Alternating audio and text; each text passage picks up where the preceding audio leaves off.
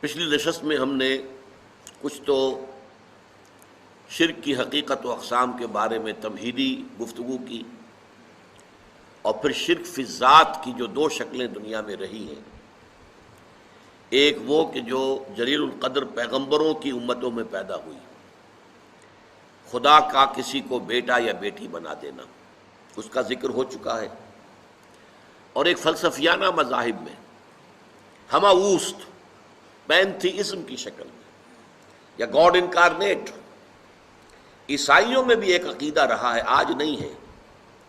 ایک تو وہ ہے تثلیث کہ ایک اللہ، ایک بیٹا حضرت عیسیٰ اور ایک روح القدس، لیکن ان کے ہاں یہ عقیدہ بھی رہا ہے کہ اللہ ہی ہے حضرت مسیح جو ہے، یعنی گاڈ انکارنیٹ کا تصور بھی ان کے ہاں رہا ہے۔ کرسچنز میں بہت سے مختلف جو ہے مختلف اوقات میں مختلف ادوار میں ان کے عقائد بدلتے رہے۔ بہرحال مجھے اس وقت جو کچھ عرض کرنا ہے وہ یہ ہے کہ اللہ تعالیٰ کا بڑا فضل و کرم ہے اس امت پر، امت محمد پر صلی اللہ علیہ وسلم، کہ یہ امت اس نوع کے شرک سے تاحال محفوظ ہے۔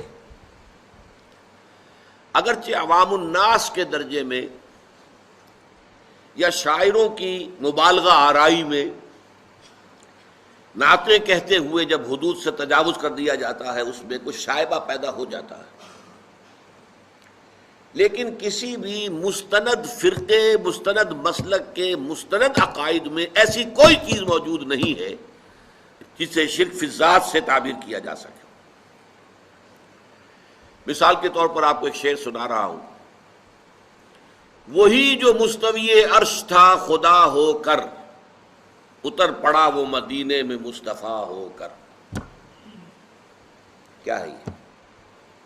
گاڈ انکارنیٹ، اوتار کا عقیدہ۔ وہ اوتار کا عقیدہ چاہے رام چندر جی کے لیے ہو، کرشن جی کے لیے ہو، یا محمد مصطفیٰ صلی اللہ علیہ وسلم کے لیے ہو، عقیدہ تو ایک ہی رہے گا۔ اور یہ آپ کے علم میں ہونا چاہیے، شعر کس کا ہے؟ مولانا احمد رضا خان صاحب بریلوی۔ لیکن یہ بھی نوٹ کر لیجیے ساتھی کہ ان کے مسلک کے ایک بہت بڑے عالم جو لاہور میں ہوتے تھے، مولانا محمود احمد رضوی، مرحوم، ان کا انتقال ہو گیا ہے۔ روزنامہ پاکستان میں ایک دفعہ ایک فورم میں بعض لوگوں نے یہ مسئلہ چھیڑ دیا کہ مولانا احمد رضا خان صاحب بریلوی، انہوں نے تو یہ شعر کہا ہے، وہی جو مستوی عرش تھا خدا ہو کر، اتر پڑا وہ مدینے میں مصطفیٰ ہو کر۔ تو مولانا محمود احمد رضوی صاحب نے فرمایا کہ اس پر ہمارا عقیدہ نہیں ہے، یہ ہمارے عقیدے میں شامل نہیں ہے۔ انہوں نے اعلان برات کیا۔ تو اصل میں یہ وہی شاعرانہ مبالغہ آمیزی ہے۔ قرآن مجید میں سورہ شعراء میں یہ بات کہی گئی ہے کہ شعراء جو ہیں والشعراء یتبعہم الغاوون الم تر انہم فی کل واد یہیمون، وہ ہر وادی میں چکر لگاتے ہیں، خیالات میں دور سے دور نکل جائیں گے۔ مبالغہ آمیزی اگر نہ ہو تو پھر شعر کے اندر تاثیر نہیں ہوتی۔ اسی طریقے سے ایک شعر ہے، مدینے کی مسجد میں ممبر کے اوپر بغیر عین کا ایک عرب ہم نے دیکھا۔ بغیر عین کا عرب کیا ہوا؟ عرب میں سے عین نکال دے کیا رہ گیا؟ رب۔ رب کون ہے؟ اللہ۔ بغیر عین کا ایک عرب، معاذ اللہ ثم معاذ اللہ ثم معاذ اللہ۔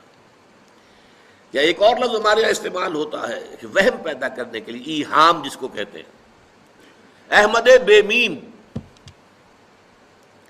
احمد بے میم، احمد میں سے میم نکال دیں گے کیا بچے گا؟ بتائیے۔ احد، قل هو اللہ احد اللہ الصمد لم یلد ولم یولد۔